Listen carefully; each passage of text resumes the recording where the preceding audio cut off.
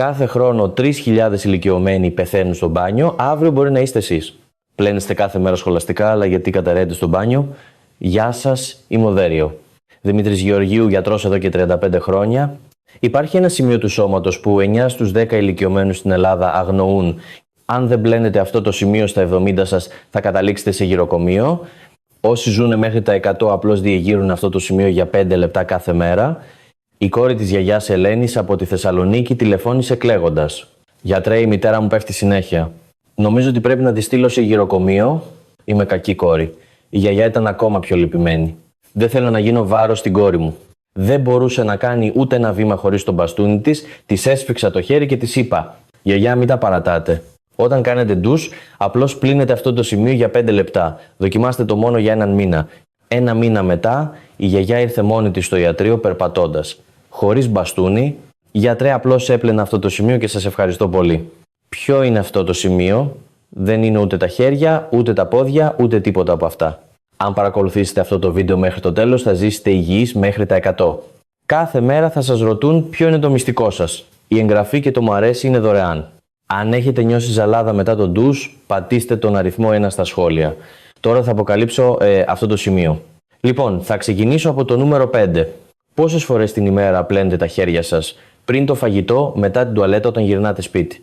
Τα πλένετε καθημερινά. Όμως 97 στους 100 Έλληνες πλένουν τα χέρια τους λάθος. Το νούμερο 5 είναι η παλάμη. Μα φυσικά και πλένω τις παλάμες μου. Έτσι σκεφτήκατε σωστά? Λάθος. Το να πλένεσαι και το να πλένεσαι σωστά είναι εντελώς διαφορετικά πράγματα. Είχα έναν ασθενή, τον κύριο Κώστα, από την Πάτρα, 72 ετών. Επί 10 χρόνια έπαιρνε φάρμακα για τη δυσπεψία του. Ένιωθε φουσκωμένος και κάθε φορά που έτρωγε είχε δυσπεψία.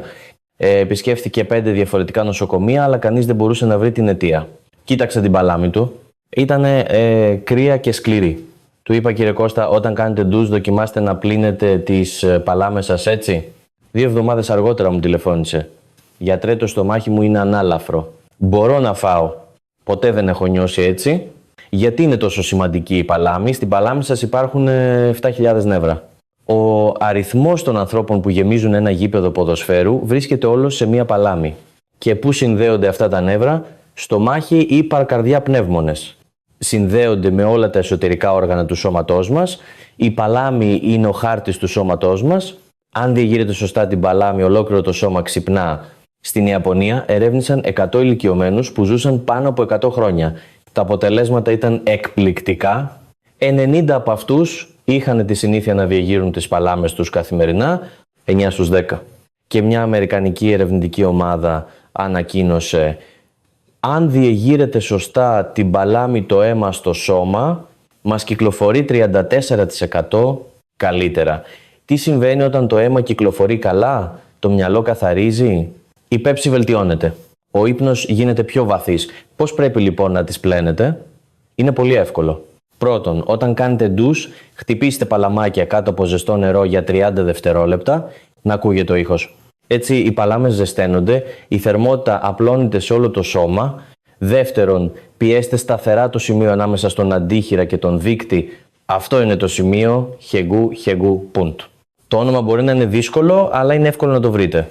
Το βαθούλωμα ανάμεσα στον αντίχειρα και τον δείκτη. Πιέστε εδώ για 5 δευτερόλεπτα κάθε φορά. Όταν έχετε δυσπεψία, βελτιώνεται αμέσως. Πραγματικά απλό, έτσι δεν είναι? 30 δευτερόλεπτα παλαμάκια, 5 δευτερόλεπτα πίεση. Σε 1 λεπτό τελειώσατε. Η κυρία Μαρία από την Αθήνα, 67 ετών. Κάθε βράδυ δεν μπορούσε να κοιμηθεί από το μούδιασμα στα χέρια και τα πόδια της. Ξυπνούσε στις 3 τα ξημερώματα και στριφογύριζε μέχρι το πρωί. Την ημέρα ήταν τόσο κουρασμένη που δεν μπορούσε να κάνει τίποτα. Της έδειξα πώς να πλένει τις παλάμες της. 3 εβδομάδες αργότερα ήρθε χαμογελώντας. Γιατρέ, χθες το βράδυ κοιμήθηκα βαθιά. Δεν το πιστεύω. Απλά και μόνο πλένοντας σωστά τις παλάμες, η ζωή μπορεί να αλλάξει τόσο πολύ. Αλλά τώρα κοιτάξτε τα πόδια σας. Όταν βγάζετε τις κάλτσες, μένει ένα έντονο σημάδι, πιέστε τη γάμπα σας με το δάχτυλό σας. Μένει σημάδι. Πέρυσι ο κύριος Γιάννης από τον Πειραιά, 68 ετών, ήρθε επειδή τα πόδια του πρίζονταν. Σκέφτηκε ότι δεν ήταν τίποτα σοβαρό. Αλλά όταν ξαναήρθε μετά από 2 εβδομάδες, ήρθε με μπαστούνι μόλις σε 2 εβδομάδες. Γιατρέ, δεν έχω καθόλου δύναμη στα πόδια μου. Αυτό συνέβη επειδή δεν γνώριζε το νούμερο 4. Το νούμερο 4 δεν είναι το γόνατο, ούτε ο αστράγαλος, Είναι εκείνο το κρυμμένο μέρος πίσω από το γόνατό σας που δεν έχετε πλύνει ποτέ στη ζωή σας. Όταν αυτό το σημείο μπλοκάρει, συσσωρεύονται τοξίνες. Όταν συσσωρεύονται τοξίνες, τα πόδια πρίζονται, τα γόνατα πονούν και μέσα σε 2 εβδομάδες χρειάζεται μπαστούνι. 8 στους 10 ηλικιωμένους στην Ελλάδα έχουν αυτό το σημείο μπλοκαρισμένο. Και εσείς μπορεί να το έχετε μπλοκαρισμένο αυτή τη στιγμή. Το νούμερο 4 είναι το πίσω μέρος του γονάτου. Για την ακρίβεια ονομάζεται ιγνιακός βόθρος. Λυγίστε το γόνατό σας. Υπάρχει ένα βαθούλωμα στο πίσω μέρος σωστά. Αυτός είναι ο ιγνιακός βόθρος. Αγγίξτε το με το χέρι σας. Είναι σκληρό, είναι κρύο, τότε τα πόδια σας είναι γεμάτα τοξίνες. Ο ιγνιακός βόθρος είναι ο αγωγός αποχέτευσης. Είναι το μέρος που απομακρύνει τα βρώμικα υγρά που συσσωρεύονται στα πόδια μας. Τι θα συμβεί αν αυτός ο αγωγός φράξει? Όταν φράζει η αποχέτευση στο σπίτι, το νερό ξεχυλίζει. Το ίδιο συμβαίνει όταν ο ιγνιακός βόθρος φράξει οι τοξίνες, συσσωρεύονται στα πόδια. Θυμάστε την ιστορία του κυρίου Γιάννη από τον Πειραιά, 68 ετών, αυτός που ήρθε με πρισμένα πόδια. Του άγγιξα τον ιγνιακό βόθρο, ήταν σκληρός σαν τσιμέντο, του είπα «Κύριε Γιάννη, φταίει αυτό το μπλοκάρισμα?» Όταν κάνετε ντους, ρίξτε ζεστό νερό εδώ για 30 δευτερόλεπτα. Και μετά κάντε μασάζ με τα δάχτυλά σας με κυκλικές κινήσεις. 3 εβδομάδες αργότερα ο κύριος ήρθε ξανά, η έκφρασή του ήταν εντελώς διαφορετική. «Γιατρέ, τα πόδια μου είναι ελαφριά, μπορώ να ανεβώ και σκάλες». Δεν χρειάζομαι το μπαστούνι.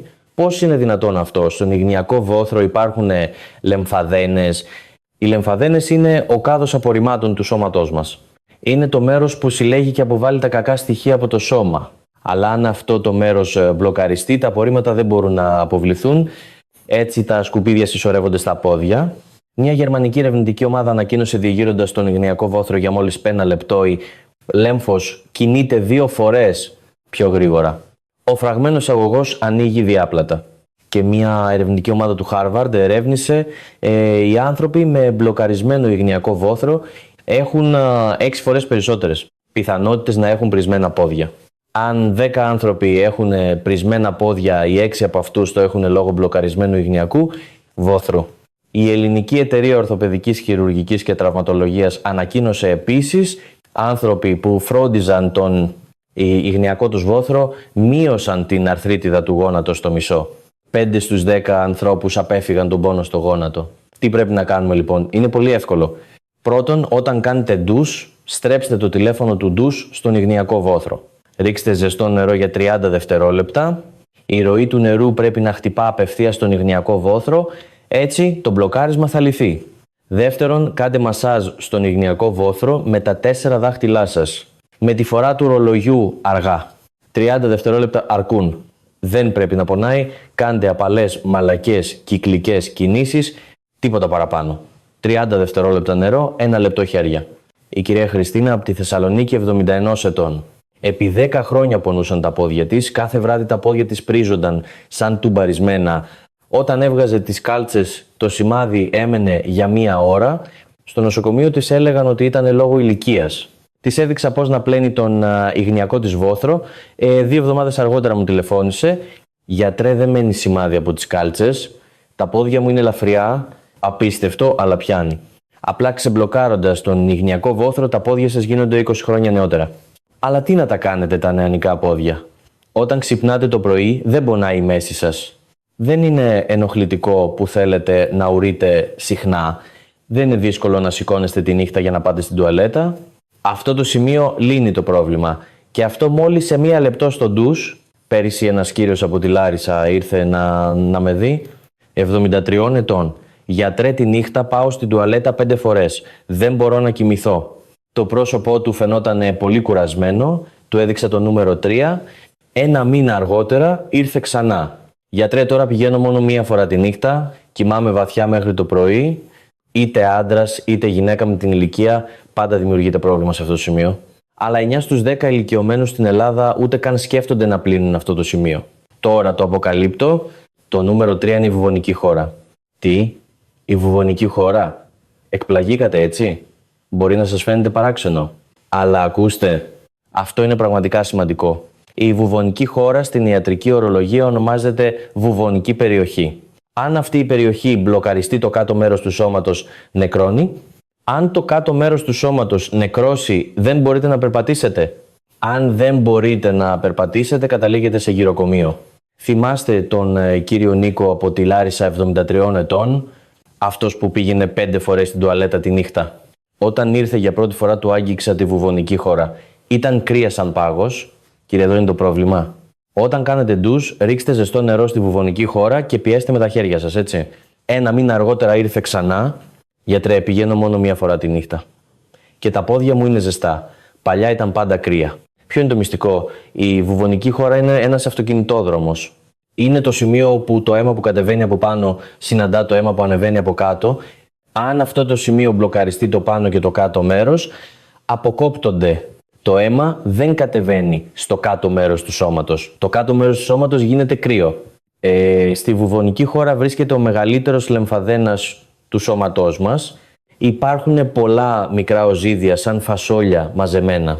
Αυτό ευθύνεται για σχεδόν το 70% του ανοσοποιητικού μας συστήματος.